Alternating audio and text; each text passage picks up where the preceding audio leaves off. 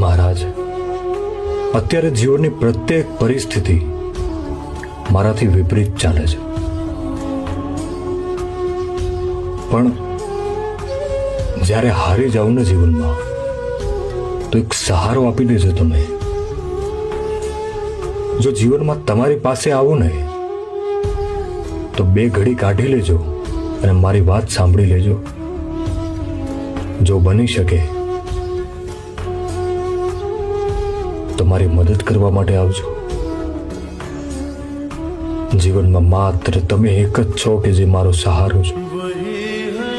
મારા મન ઉપર શું વીતી છે, મારા મન ઉપર શું વીતે છે, અને મારા મનમાં ભવિષ્યની કેવી ચિંતાઓ ચાલે છે, એના જ્ઞાતા તો ખાલી તમે જ છો આ દુનિયામાં. બસ પ્રભુ, બે ઘડી કાઢી લેજો આ તમારા એક ભક્ત માટે. મહારાજ, અત્યારે જીવનની પ્રત્યેક પરિસ્થિતિ મારાથી વિપરીત ચાલે છે,